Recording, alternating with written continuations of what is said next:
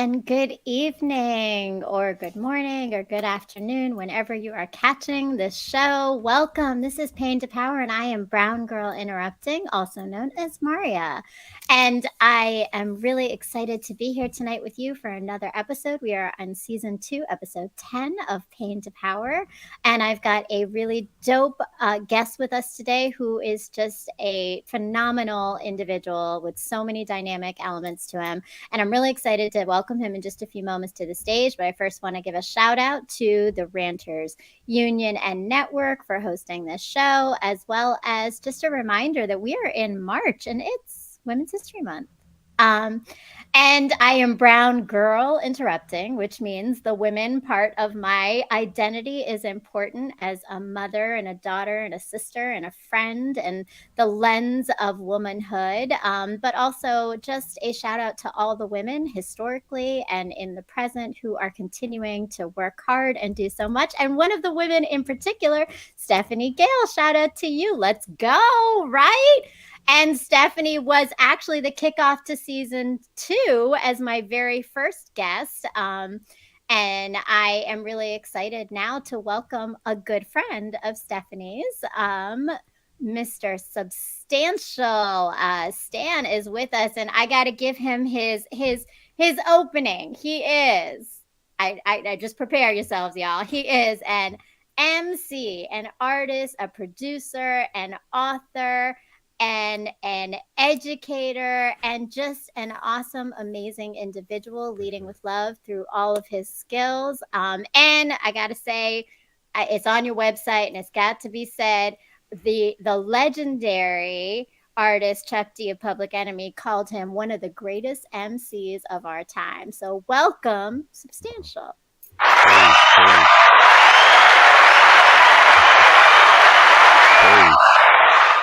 Peace. Thanks for having me. Oh, I'm so glad you're here. Thanks for being here with us. And how's your evening going? It's going great. I'm looking forward to this. Thanks for having me. Good. Well, again, we are really happy to have you here. And I mean, that list is heavy.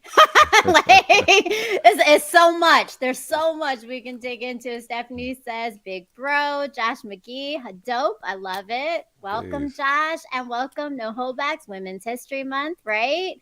We are ready. We are so ready. Tasha from No Holdbacks, Chuck D, that's a legend and very impressive. Yes. Mm-hmm. So we got the chat blowing up. I'm excited because I think we're going to keep having a lot of folks coming in with us in the Ranters Union. And so Substantial. Mm-hmm. This is Pain to Power. And I kind of always want to know, I think the journey of everyone, and particularly anybody who's an artist, has some measure of pain turned into power as you lead through your craft. So for you, what has this idea of turning pain into power been in your life? Wow. Yeah. We start raw. Yeah, no, for right sure, in there. for sure. No, I appreciate it. Yeah, I think for me, I think it starts with my father. Like, that the relationship I had with my father. I lost my father when I was 10. And before losing my father, him and my mother separated maybe when I was around like 4 or 5, something like that. And so I remember him early on being in the picture, and then there was like, just his absence for years, right? And maybe he comes back when I'm around 9. And when he did, there was that initial excitement because I was still young. A lot of times we see with teens, they're usually like a little more standoffish. But like for me, I was still little, so I was very excited to have him home again. But that quickly turned when I started to learn more about who he was and more so just how he interacted with me. And he wasn't the warm and fuzzy guy. You know what I mean? He was very intimidating for like a lot of people when they would see him. Friends were scared to knock on my door, like for real, if he was home. And I think in terms of me as an artist, the biggest challenge I had, you want your parents to believe in what you do. You want them to be excited about what you love, right? And when I told them I wanted to be an artist, I talk about this a lot, but like the main thing I remember him saying was, he was like, you want, like, boy, you can't draw. Your brother can draw. You can't draw. Man, he said that to a 9-year-old. Like, yo, Mm. yeah, that's pretty hardcore. And so, Yeah. so later on, like losing him, right? Years later, when I got accepted to Pratt Institute, where I majored in graphic design, the statement of purpose I wrote to them, I literally ended with the thing from my father, like what it would mean me getting accepted into this school. I carried that chip on my shoulders for a very long time. And so, I still speak about it today. You know what I mean? So, like, it's something I often think about. And my wife says it to me all the time. Like, would you even be doing music or anything with your art if your father was still here? So, Mm. so it's like a lot of times I wish he was here to see what I was doing, but I'm very much aware that if he was here, I likely maybe wouldn't be doing a lot of what I've done. So, Mm. Yeah. No, thank you. And my condolences for your loss. I appreciate it. But it sounds like definitely that dynamic has given you a lot of motivation, but also it's created that complexity, right? Of growth. Yeah. I see we have a lot of folks in the chat joining us as well. And what up, Kennedy Williams? What up?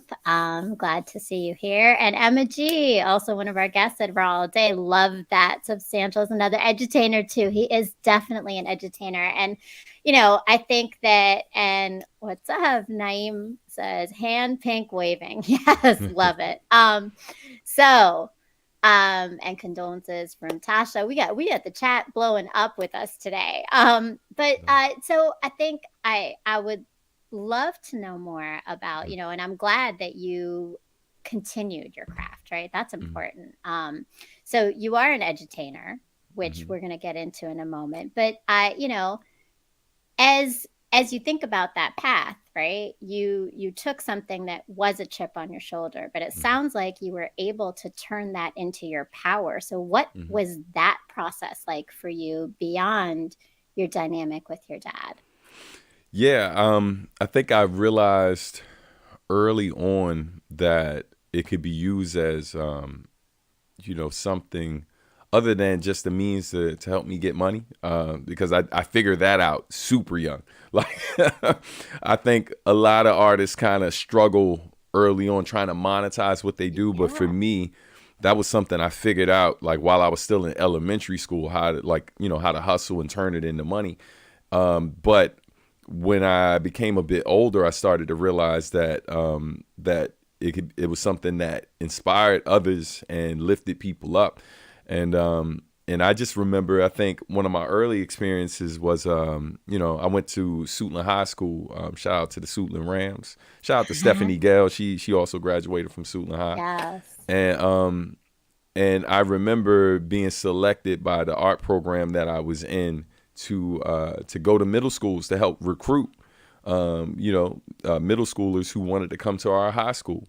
And so, having those conversations and encouraging young people to like pursue their art, encouraging young people who were younger than me, like, that was a crazy position to be in, and I enjoyed it, even then as a high schooler. And then that turned into when I needed my volunteer hours, staying after school at the for the art program that I was a part of, and assisting them with giving tours of the art program, the visual performing arts program. And I really enjoyed that stuff early on. And so in that same statement of purpose that I referenced earlier, one of the things that I remember, I was 17 years old when I wrote this, and I told them, like, it was really important to me that that the people in the communities I was from could find inspiration in what I was doing.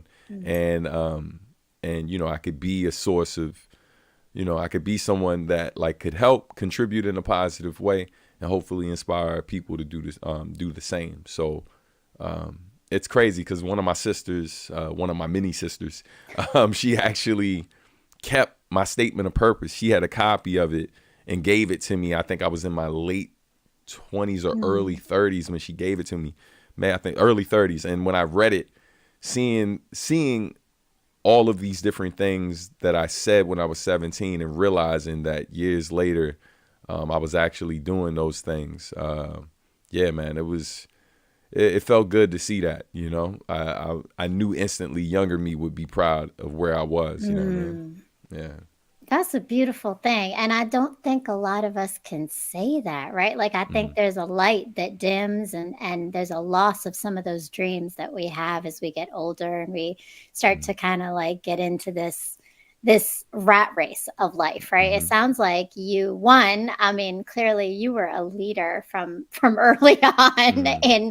in life, but also that, you saw a purpose in that leading. Hmm. Clearly, right? It's not just leading for the sake of people listening to you, but rather to make some change for others. And that's powerful. But if I bring it back a little bit, Hmm. with art, there's also what it does for you, right? Yeah. Personally. So, in this process of Hmm. you being seen by others in what you're sharing and everything, what has your work in graphic design and art and music done for you personally in your own healing and your own power, empowerment, and kind of your journey? Yeah. I mean, it literally kept me alive. Like, I think a lot of people, sometimes will say stuff like, it gave me purpose and it was my reason for living. Like, in my case, it literally saved my life. So there was a neighborhood I used to live like off of Bright Seat Road in Prince George's County, or PG, and during I want to say after my freshman year, my mom and I moved to the neighborhood, Sussex Square, right behind Suitland High School.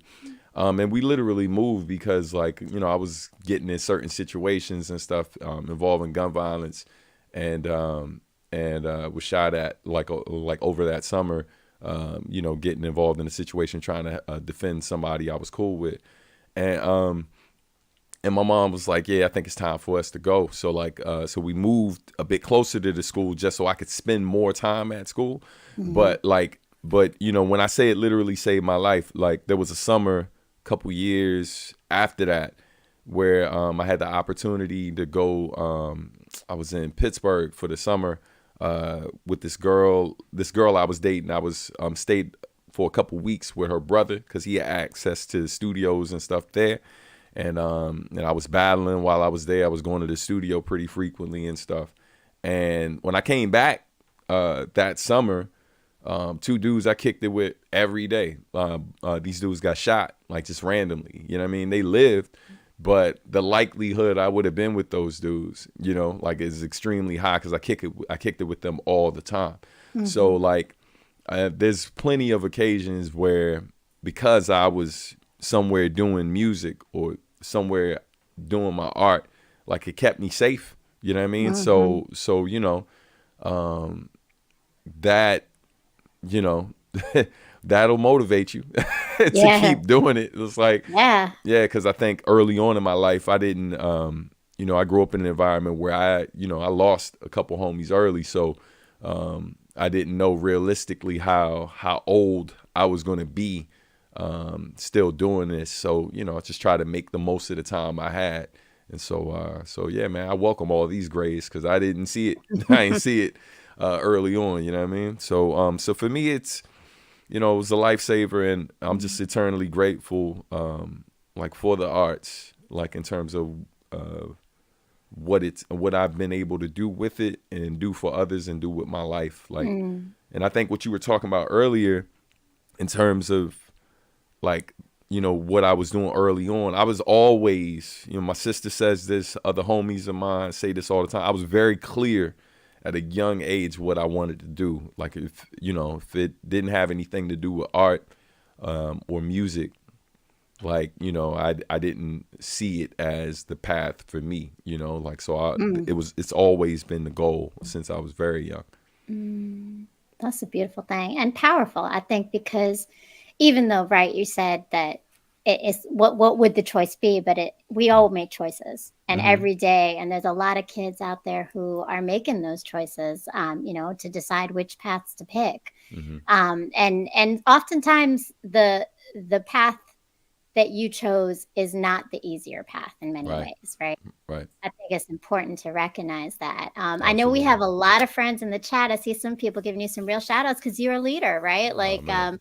we could throw this. Josh McGee says, love this. Honestly, this man has done so much for me indirectly. It's crazy. Peace to Josh, man. All right. Well, Yeah. thank you, Josh, for tuning in. We appreciate it. And yes, and Amanda says, thank you, Amanda, Hey, for coming in. Nice. My son is applying to Pratt right now. I love it. that's dope. Wish them all the best. You I know. love it. I love it. Yes, I do. Let's go Cannoneers. We got all the shout outs here. I love it. But so, that story is powerful, but I'm curious to know how much of that story has driven what you do, because we talked about Mm, you being an edutainer, right? But mm-hmm, education is more than entertainment for you. It means mm-hmm. a lot. And I'd love to know a little bit more, like how did that start to be a piece of this path? Because everything you Sure. do connects to music and art, but each one has a different entry point, it seems like. So how'd you get into education? Sure. So my path to education has always been linked to my music. First, it happened while I was at Pratt. We had an organization that we started um, on Pratt campus called Origination. It was kind of like the BSU, and one of the first things I remember us doing was like poetry workshops with a local organization, like partnering up with them to do like poetry workshops. But from there, while I was at Pratt, I got signed to a Japanese label called Hideout Productions. And after I came back from Japan, certain aspects of my career kind of got fast tracked, and I was getting certain opportunities. And because of the type of artist I was, I oftentimes found myself performing at places that oftentimes had a lot of educators in the crowd, right? Mm-hmm. And fun fact, there's a ton of hip hop artists who are teachers or former teachers. The homie Mega Ran, was it Sadat X, J Live? I can go on and on. Like a ton of them So, are teachers or were teachers. And so anyway, that opportunity, like those moments, would lead to people inviting me to come speak at their school. So I would go speak, and I remember speaking at this school in Bed-Stuy, and one of the brothers who was a higher up at the school, he came up to me. He was like, "Man, you ever thought about working with kids more often? Because brother, like, yo, they were locked in. Like everything you had to say, them kids was hanging to every word." And I was like, you know. I guess for me, there was something that a teacher said years before to us that didn't resonate until I got older and I experienced it for myself. But the way I walked into a classroom or walked in, on a audience full of kids, it's a show, right? Like it's a performance, yes, right? it No is. matter what I was dealing with before I walked in that door, I gotta shut that off for a little bit just so I could give my best to whoever's in front of me, Mm-hmm. right? And I'm very clear on whatever messaging or what it is I need to come there to do. And the thing is, man, like certain audiences aren't always the easiest to win over. And kids are that audience, right? Like, you Oh, know what I they mean? Like, they can smell BS from a oh, mile away. absolutely. Absolutely. And so yeah, so that for me, when I made that connection, and what that educator had said years before while I was in high school, she was basically was like, the world is a stage. When I get up here and I'm teaching y'all, I'm performing, and another educator wasn't cool with that statement, but I understood exactly what she was talking about the moment I started working with kids consistently. And so, Mm. you know, yeah, and so that opportunity, that moment led to me running like a hip hop program at PS 150 in Brownsville, Brooklyn, that I did for a few years, teaching the kids graffiti art, teaching them how to write rhymes and stuff, working on beatboxing with them, bringing in like breakers and other folks to teach them other elements of hip hop.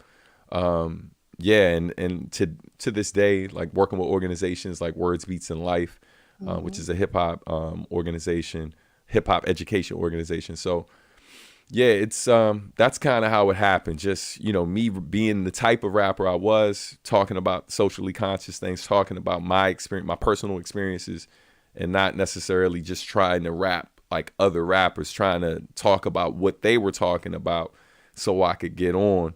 And it's no judgment. Like, I grew up around all of the stuff that these dudes are talking about, right? Like, some of the worst places in PG is where I call home. You know what I mean? Like the places I grew up in. So I experienced all of that firsthand. And when I got to Brooklyn, I mean, you heard where I was teaching. I was working at PS 150 in Brownsville, right? Like, I was in the thick of it. Most people who got a job at that school quit within the first week or two. So I was always working with at-risk kids and always in the thick of it. So I could easily talk about those things, but I felt like those subjects were covered enough. And it's like there's another side to it, right? There's, it's not all of us are glorifying and celebrating these horrible things that happen. You know, and it was important to kind of give the other side of it some light too, and talk about some of the other things that we didn't talk about some of the joy, right? Like some of the other things we experience, because it's easy to just kind of paint this really dark narrative of what we experienced. There was a lot of joy in our upbringing too, you know what I mean, in the midst of all the chaos. So, Yes, and joy is huge. Oh, wait, Stephanie Gale just said, let me just note that Sub and Mari we got the same birthday, what? January 8th. No, I'm January 7th. All right. Oh, okay. Hey, We Steph. about the same. Yeah, Steph, you just lost a few brownie points for that one. No, It's all good. In But Steph's defense, I invited her to celebrate my birthday on January 7th. that's why. Okay, cool. All right. I'm gonna give her a pass. You should give her a pass on I'm that gonna give her the brownie slide. point back. But for a second, Steph, I was in my feelings. But nah, that's dope though. My wife. But we the Capricorns though. Yeah, my wife is January 9th. So All January right, 7th, okay, 8th, and we 9th. in good Bam. company There it then. is. I love it. Absolutely. I love it. And Team look, Cap. and Team Cap, and it's the drive. It's certainly the drive. But I think, and in addition, look, my heart, I'm an educator, and I told you that, and those of you who are watching, I'm in education, so my heart is always with the kids, with learning, with knowledge building. And so, you've hit all of it, right?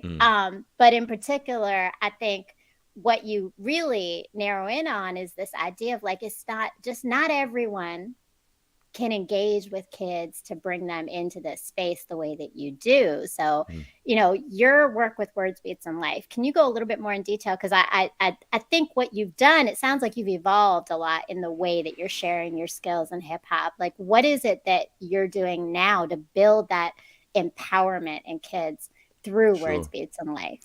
Sure. So early on in my career, it was about like, just teaching the art, right? Like teaching the elements of hip hop and stuff, and doing arts activities with young people.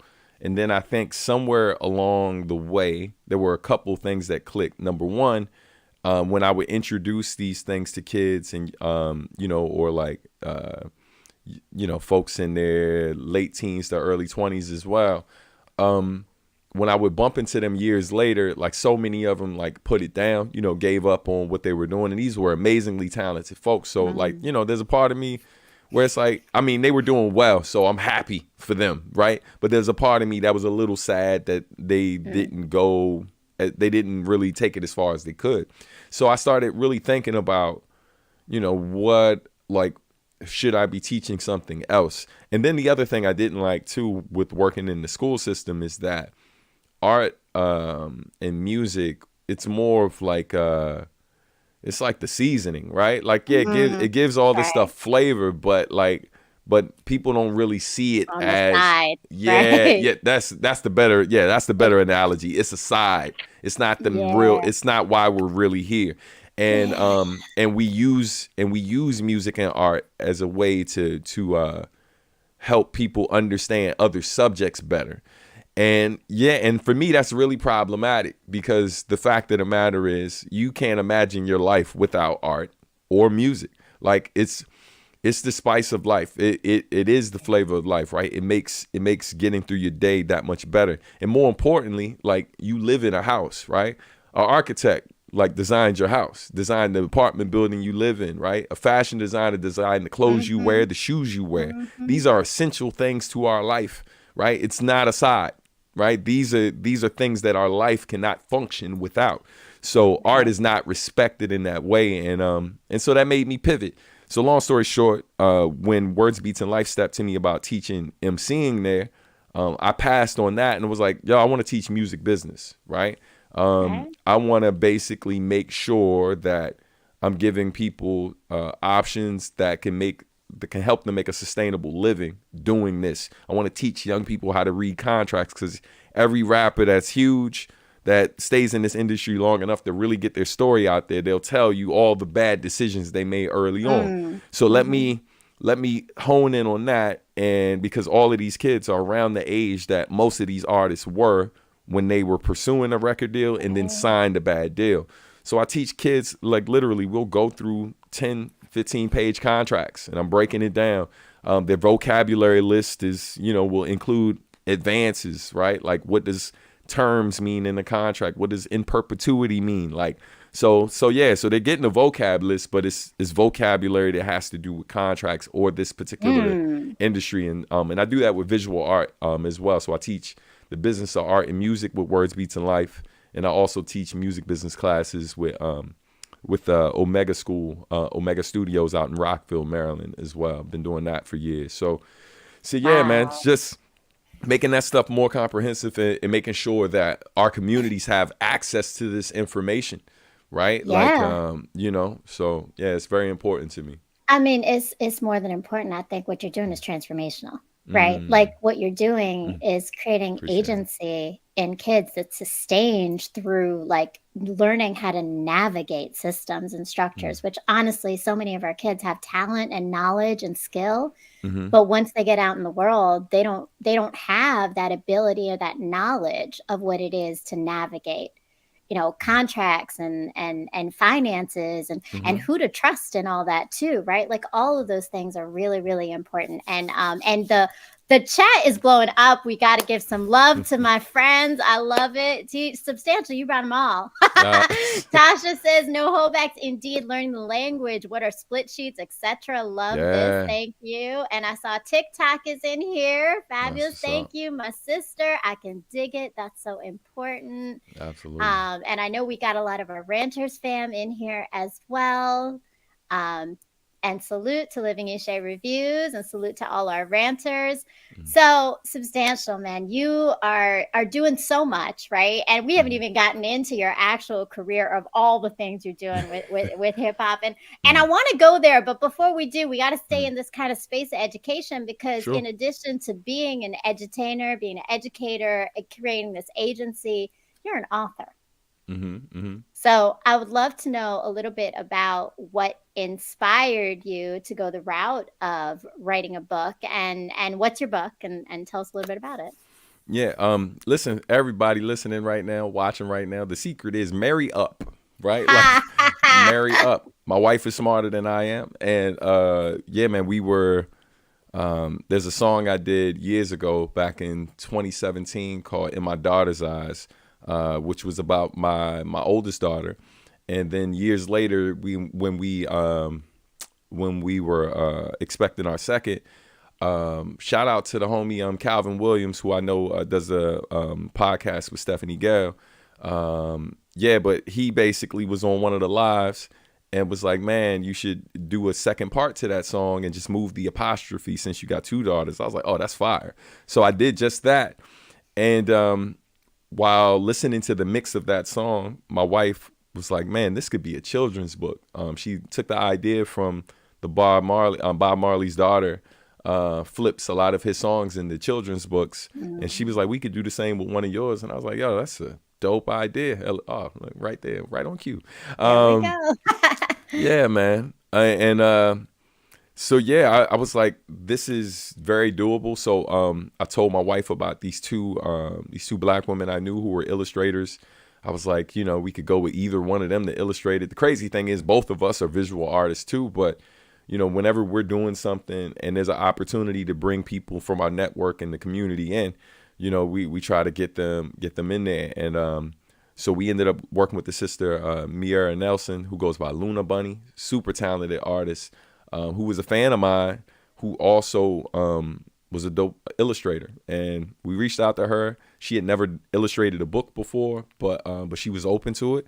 And she did an amazing job. And we spent a couple months just kind of reworking my lyrics to make them work, like, to tell the story, and the reception has been really, really dope. And so we already have plans for a follow-up, and then we have an idea for a third book as well. So, a lot of pots, a lot of pots simmering, and we're cooking up some things, but going down the list of things to do, but definitely more books. I think when a lot of people heard that I was doing a book too, that didn't expect it to be a children's book, but it felt right, like and then getting the opportunity to go into certain places, go to went to a school to read the book to some young kids and stuff, and talk to them about hip hop, beatbox for them all. It was just dope. That's dope. Yeah. Now, have you read it in school to any of your daughter's classes, or? No, we did gift it to because she's in preschool. We gifted it to the preschool and stuff, and let the teachers do what they do. But yeah, we haven't done that yet. But that's not a bad idea.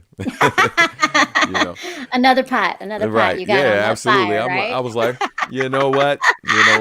Yeah. That's a good thing.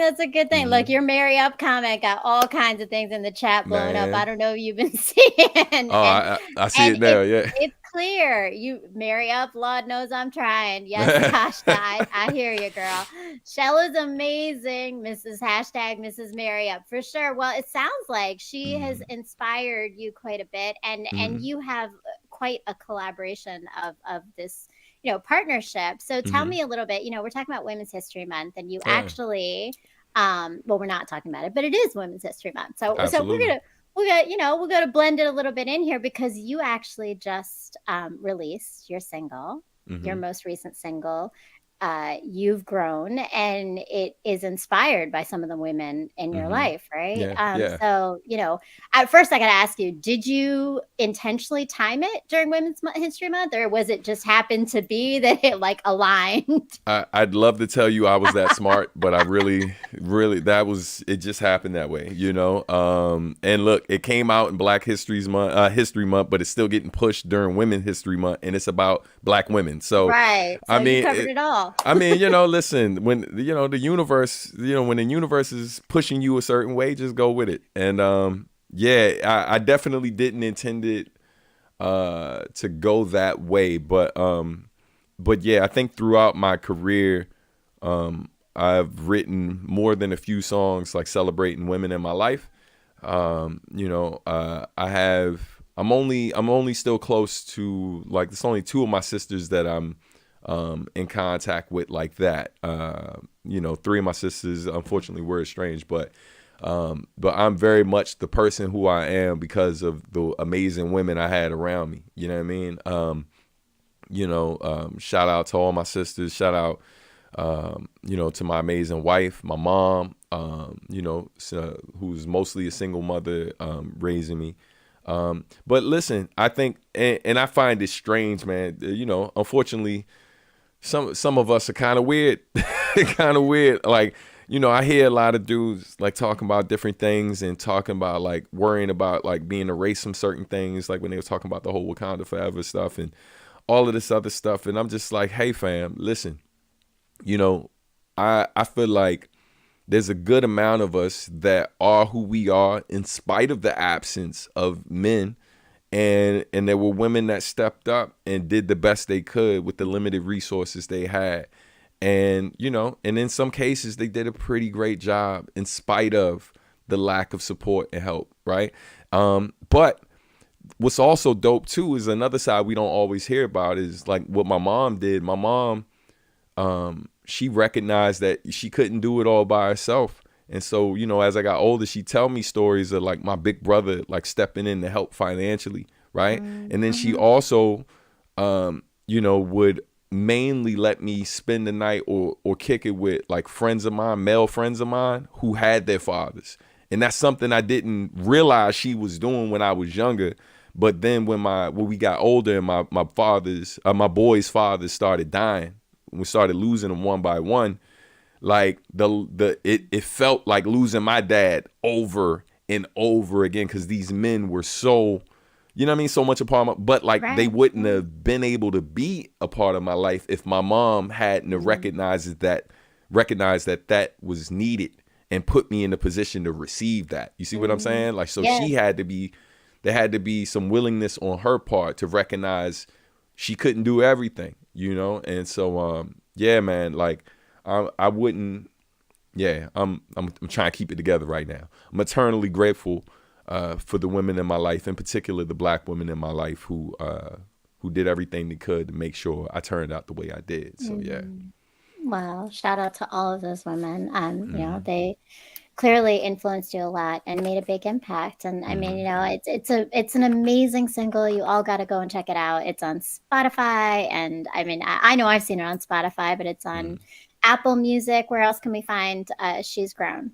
Yeah, Bandcamp, Title, like all the DSPs, it's available on. Look right across the bottom there. There you go. But yeah, man, definitely check it out. It's it's a song that it's it's very specific to the relationship I have with my wife in the first verse, and then the second verse, the relationship I have with my sister. Just celebrating what I've seen them go through, how I've seen them they glow up, you know what I mean, just has been Mhm. amazing and been really inspiring to me, especially knowing what they went through to get where they are. My sister is a breast cancer survivor. She lost her second daughter, lost her second grandchild. She was a high school dropout teenage mom. She was a mom by the time she was 16. Even though she dropped out, she went back, got her GED. Now she's got 3 degrees. You know what I mean? And just closed on, literally within the week, just closed on her second house. Like, yo, she's amazing. So like That's nice. they are worthy of all the praise and should be Mm. celebrated. And so I do what I can, with the platform I have to celebrate them. So this song, I feel like, even though it's about them specifically, and shout out to Millen who sings the hook, Mm. it's a song that I think any of us who know people who are growing, like, just whether they're graduating, whether they've had like they've had their lows, and now they've managed to rise up, and they're continuing to do great things in spite of all their challenges. Like, it's a song that I hope when you hear it, you have those people in your life in mind, when you're playing it, because that's what Mm. it's about. Well, it's inspirational. I mean, I think all the lyrics touched me for sure. And just thinking Thank you. about, like, I think the power of what you just shared, right? Like, I think on behalf of all women, I'm going to speak for myself, but I'm going to say Mm, probably for most women who have listened to it or are listening to it, and definitely go check it out. And for the men, right? It really mm, does remind you of the journey of pain to power. Like that, to me, your song You've Grown, to me, it emanates the idea of pain to power, and particularly how women hold that, and what that looks like, right? mm. And No Hold Back says his journey is an example of pain to power. Yes, for sure, right? Definitely go check out the single. We're gonna take a quick Appreciate it. break because you got a lot of hats on. I got a few hats on. One of which is that I'm also a writer and I have a blog, and so we're gonna take a quick check on just the story of my blog, and we'll be back in a few moments. So, Hi, my name is Maria, but you are soon going to know me as Brown Girl Interrupting. And what I mean by that is that very soon, hopefully, you're going to be following my blog. I am a writer, and I started writing because I was married, I had children, and then my life changed when I separated. And I did a lot of learning and reflecting and growing in that process of change, because change always leads us to that. And I've decided to share that with the rest of the world, because sometimes hearing that someone else is going through the same thing as you, or understanding and putting words to the feelings and experiences we're having, helps us to heal from them, or grow from them, or learn from them. And so that's what my blog is. It's writing about life, healing, relationships, parenting, dating, marriage, pain, love, mistakes, growth, and coming out whole still in all of it as a human, flawed, but always open to new things. So that's my life, that's my journey, and it's written in this blog. But my hope is that you are going to go to www.browngirlinterrupting.com and join and subscribe to the blog and read all about my story to help you maybe gain some perspective on yours. All right, thank you. And yes, please go if you haven't done it yet. To all of you just coming in and maybe tuning in for the first time in this show, Pain to Power, I am Brown Girl Interrupting. And please go to my blog, www.browngirlinterrupting.com. It's right here underneath here. And subscribe with your email. Please go read. I have two recent posts. One is called The Shit Side of Love, and one is called Discovering Love. So you can see a little bit of both my perspectives on love and what that means, as well as many stories on relationships, parenting. I've got a lot more coming up because just like Substantial, I am raising a daughter. Only one, 3 boys and 1 girl, but that in itself is a journey of womanhood that I've definitely been going through. And I do have a newsletter that comes out called Forwards Ever, Backwards Never. So make sure you put your email in so you are getting my newsletter and all my updates of everything that I am doing. Speaking of which, this show is about leading with love, Stan. And you are definitely, through all of your work and all of your different paths that you got going on, and all the places you're putting your influence, are leading with love. But tell me a little bit about what your purpose is of everything. You're an entrepreneur, but when you view that, what do you see as your goal and your passion for doing all of this? Yeah, I think I believe my purpose is service. Like even when I am going through the act of creating my art, which can be a very selfish thing, right? Like it's like, writing what I'm writing, trying to produce it, the sound a certain way, all of these things, that process can be very much cut off the world and like zone, just kind of zoom in on this particular moment. But even as I'm doing that, I'm very much aware of how it may potentially be received and what it might do for somebody, right? And I think the longer I've done this, the more conscious I've become of that, just from the different stories people have shared with me. Things that I never imagined, meeting a kid who's on the verge of finishing medical school and them saying things like, fam, I wouldn't have got through this without your music. You know what I mean? Or people saying things like, saying like they were on the verge of suicide, you know what I mean? And like, hearing that your music kind of lifted them out of that space. And then folks, shout out to Joshua, who was in the chat earlier, just people inspired by your journey as a parent. And seeing you navigate this space and sometimes, feeling bold enough, feeling, I guess, inspired enough by what you're doing and how you're living to want to reach out and talk to you, outside of just, this music life, just about their journey. So I realized that what I'm doing is very much in service of, just of the community, trying to help people navigate this space, trying to share the lessons I've learned, like with other artists, and make this, not as hard for them. You know what I mean? Because this is definitely not a path one chooses lightly. It's not an easy road.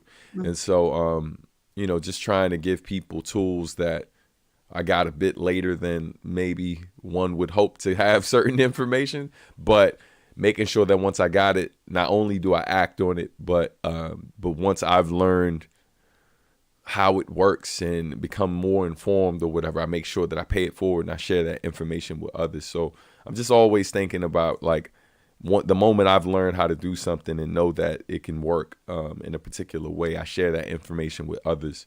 I try not to get caught up in that whole. I think when you realize it's about service or collaboration, all of those things are kind of lined up. I celebrate Kwanzaa, so all of that kind of lines up with certain aspects of Kwanzaa, in particular cooperative economics, right? And Mm-hmm. so, or as my homie, shout out to Mozzie from Words Beats in Life, he said rather than competition, he's about cooperation. Cooperation, I think, is how us cooperating while being in Right. competition, right? So Right. it's like Right. friendly competition, but we're cooperating Hmm. with other artists and other creatives, other entrepreneurs to lift each other up and Hmm. make us all better. And so I'm making sure that I continue to walk that path and lift as we climb, as they say, right? I love it. You speak my language and know who Black says knowledge is meant to be shared, which is wisdom. Hashtag love it. For sure. And I think that idea of undoing our norm of competitiveness Mm-hmm. versus that collaborative idea of the collective nature of things. And I mean, so one of the ways that you're doing that also is you are traveling. You're not just doing it here. Mm-hmm. You're traveling across the world, and you recently went to Uganda Mm-hmm. to connect with the music industry over there and like people Mm-hmm. in the music industry. So in that extended way, can you tell me a little bit about like what you've taken away from other cultures and other communities and the way that they approach the music industry and their art Mm-hmm. and what you've learned from that process. Sure, yeah. So again, shout out to Words Beats in Life for that particular opportunity. Over the last 2 years, I've been really exploring more cultural diplomacy opportunities.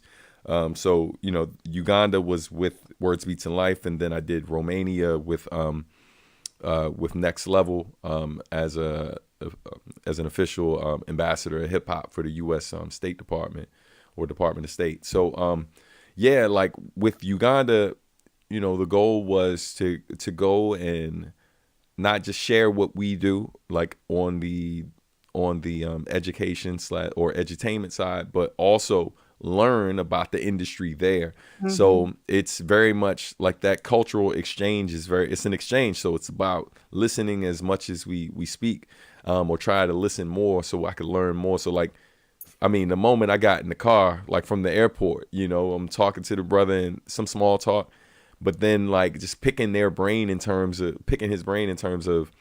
like, what physical media, if any, do artists sell their music on out here, right?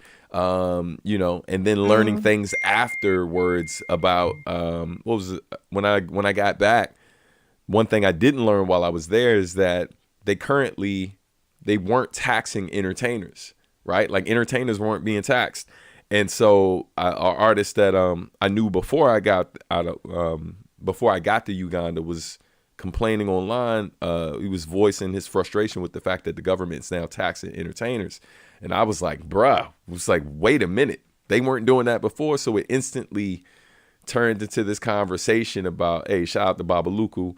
That's some of the folks I was there with. So Dang. yeah, man, but yeah, good folks, man, really great folks. But Mm. shout out to Bueta as well. That was the other brother.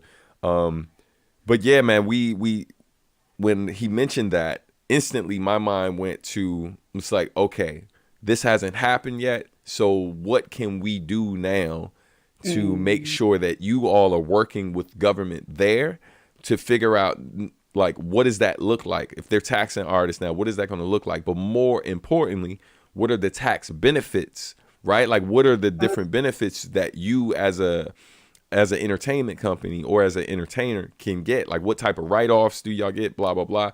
Because that's not where most artists' mind is going to go. All I know is you're taking my money. But if I'm paying tax, they're typically write-offs, right?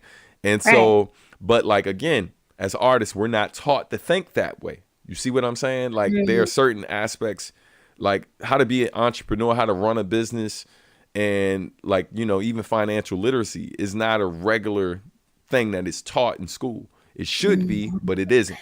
So mhm. so a lot of the conversation when I go to these spaces is learning the ins and outs of the business there. I share different ideas that I know based on my experience here, but not just here, because I've been an international recording artist for well over 20 years now.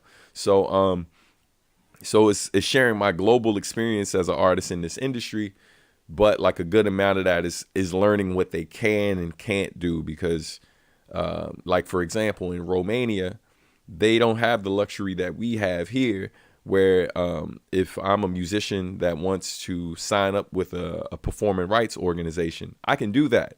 I don't have to be with a major label to do that. In Romania, you can't do that unless you're with a major label. So independent artists there, they can't collect publishing. You see what I'm saying? Even if they Mm, form, they can't just go and form their own publishing company without being directly connected to a major label. So the industry looks different in different countries, and it's important. right. It's important for us to, have that global mindset and understand that like what's working for you here isn't necessarily working for everybody everywhere else. And so if you're gonna move through this world, you know, get off that whole like this is the only way to do it. There has to be, Mm. yeah, you got to get more information so you can make smarter decisions and learn how you can help people in that scene while also benefiting from some of the moves they're making as well. Yeah, yeah. Well, that's, Uh, I mean, but that's really powerful, right? It's a collect, it's that exchange of knowledge and information. mm, And oftentimes, like you said, right, like we kind of think that there's one way, mm-hmm, and the normed way of doing things, and we get locked into that. And I think a lot of the things that you're doing is pushing against that grain of that one way of thinking, one way of being, and one way of doing, right? mm-hmm. So, I mean, so in that, like, are there things that you've learned from different, like from these different travels and places that you've gone to, which you've taken back and been like, maybe I do this differently in my work, or like ideas that have helped you to grow in your own understanding as in your business or in your art? Yeah, yeah. I think it's just more than anything, it's got me thinking more so about just different communities, different artist communities around the world, and how, I think making time to visit these places and not just go perform, get a check, come home, but while I'm there, like go immerse myself in the culture, learn what I can about the people, but then like figure out, what it is, like how are they pivoting in certain situations, like what limitations do they have, what things do they have that we don't. Like, for example, Romania, who knew, but Romania has like some of the fastest internet in the world, right? Because of what they went through there, and when the revolution happened there in 89, like they basically, at the time where they started building their infrastructure around like internet and things like that, they basically have like all the top of the line stuff. They started with the top of the line stuff once Mhm. they got internet set up. So their internet in their particular country is faster than most places. So I told them out the gate, I was like, fam, like, y'all, that's a huge thing, because you're in this day and age. Massive access right there, right? Right. And what I learned was there were a few of the artists that were already, like, they had jobs, but they weren't working jobs in their country. They were already working for like companies in America. And part of the reason why they're able to do that is because of the fact they got fast internet, and all Mhm. of them have access to it, right? So that was, I was just breaking it down to them. I was like, fam, so I just started giving them things. I was like, all right, well, that leads me to my next question, which was, it was like, y'all are rapping in Romania, which is challenging for y'all to blow up globally. So what you got to do is be very specific, right? And you got to be very intentional with how you're marketing your stuff. So the first question I had for them was, I was like, where's the biggest where's the largest concentration of Romanians outside of Romania? I was like, where are the countries, right, that have a lot of Mm. Romanians? All right. And it was dope because they knew. And so they start telling me, and I was like, now my next question is, how many of y'all are marketing to those regions? Right. Because no, those are chances, those are opportunities for you to perform outside of Romania in these countries, and you can perform in your native language and don't have to worry about not connecting with that audience because there's a large concentration of your people in these places. That's a tour, fam. That's this. And so, again, like, I mean, that's what's so exciting about this stuff, man. Like, because it gets me thinking about other things about when I'm Mhm. working with artists here and just trying to help them see different things. I think it makes Mm. me a better advocate and a better educator by having those experiences. I think.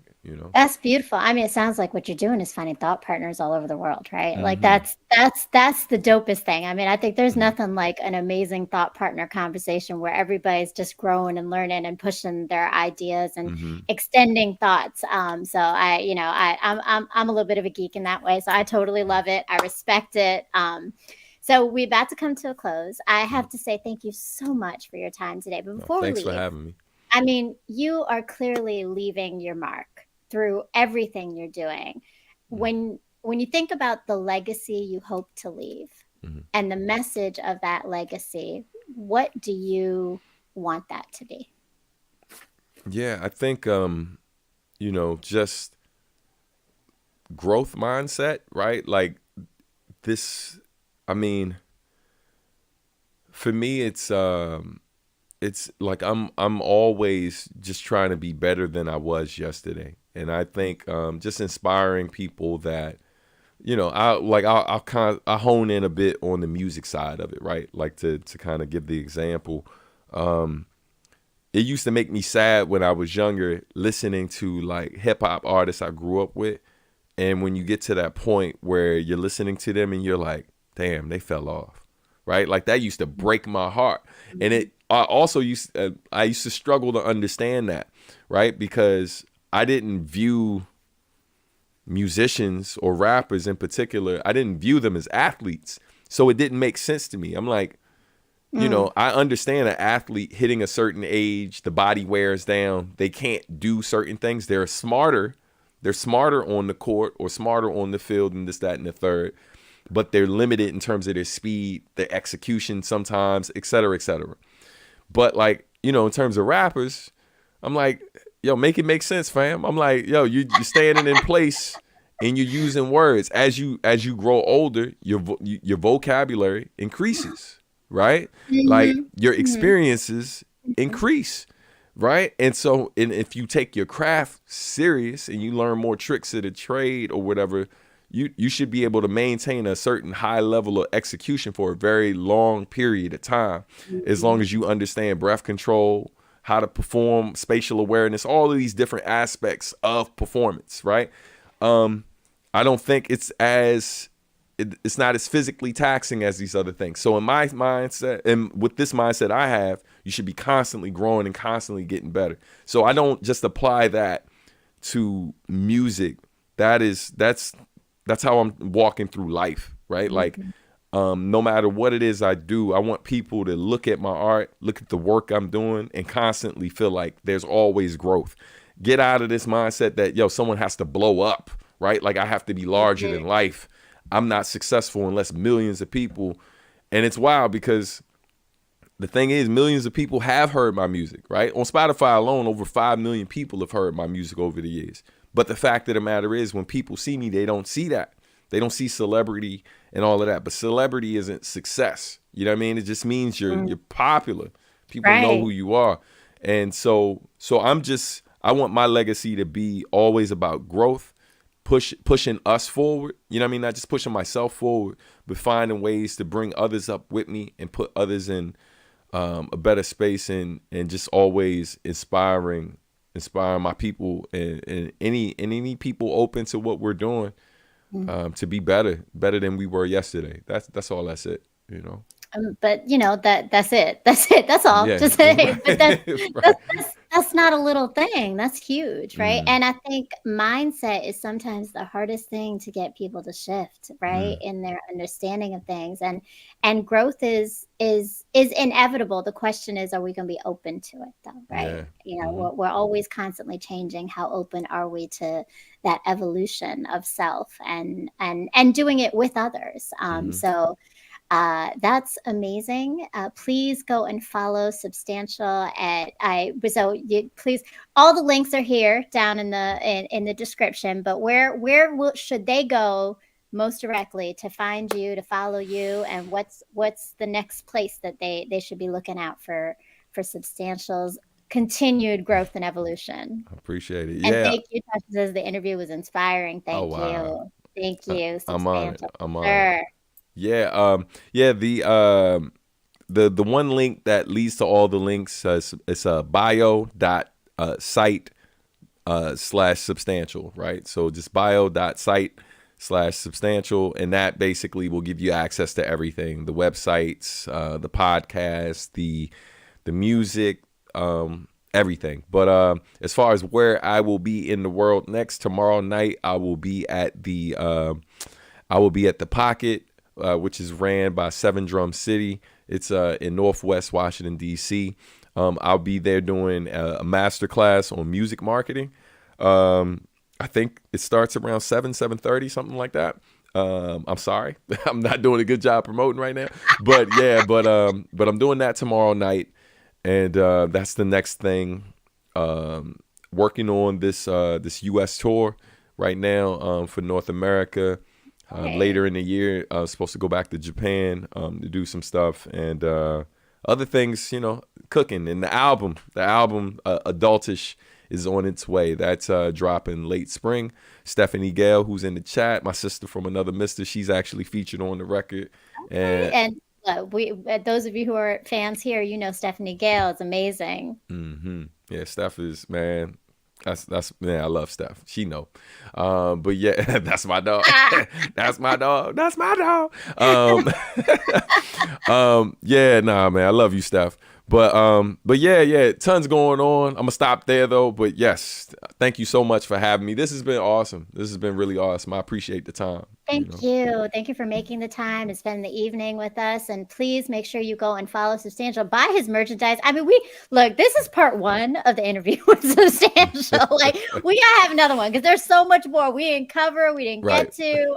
Sweet D's is blessings and Same blessings. And to I you, see Queen. so many people in here. I think I saw Inquirer Rochelle, another Mm, one of our Ranters Union fams that came in a bit late, but very informative. Thank you so much. And thank you to all of our Ranters fam for being here. Thank you to all of our followers, our support that is in the chat. And just if you're viewing this and if you're viewing this later, please make sure you like, you comment, you hit the bell, and follow me, Brown Girl Interrupting, on all of my platforms. And please tune in every Sunday at 9 o'clock for more episodes of Pain to Power. Next week, I am featuring the confidence coach, Erica Ware. I am really excited. Please, Stan, I hope you can tune in and be with us for sure. every Sunday, 9 p.m. on Brown Girl Interrupting, on the iRant Network on YouTube, and on Ranters Union on YouTube.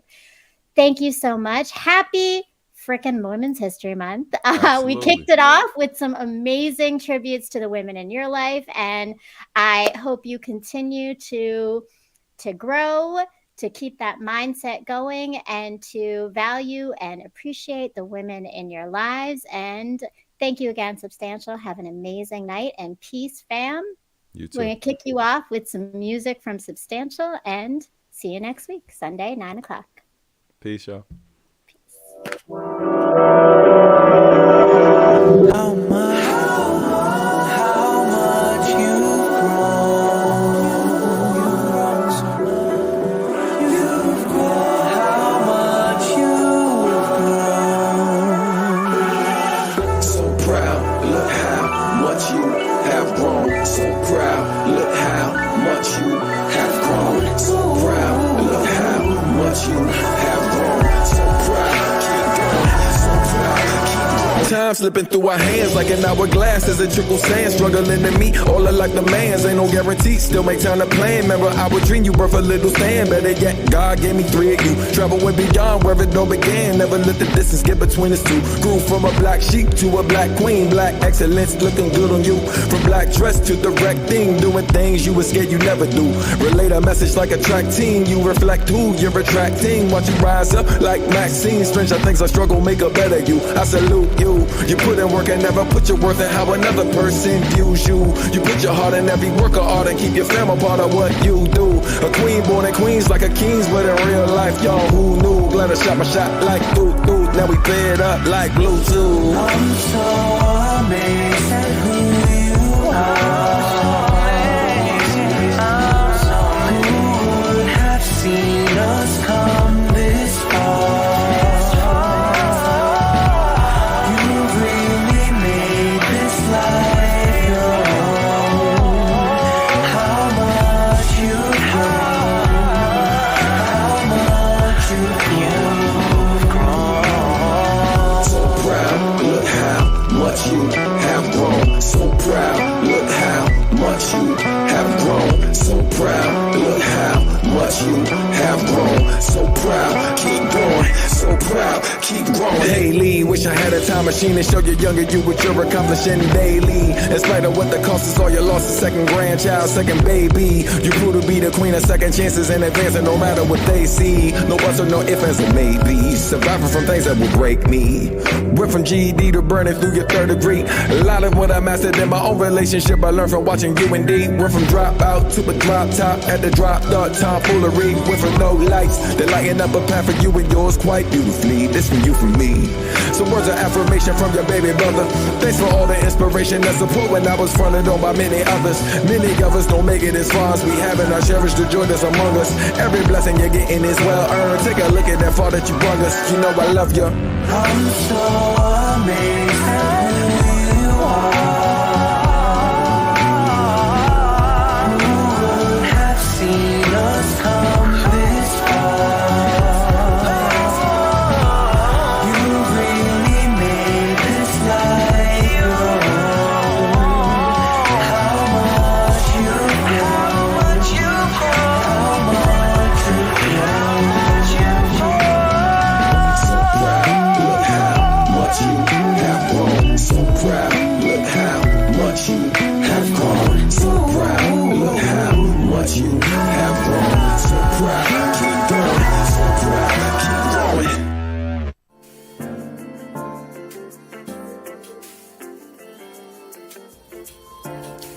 My world has slowly crumbled around me countless times, and every time I rebuild with the pieces I've been given to birth something so transformational and beautiful that no one else knew might exist before it was shown to them.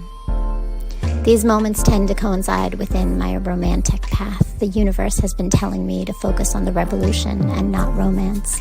It has over time given me the tools, resilience, and light to turn my pain into power.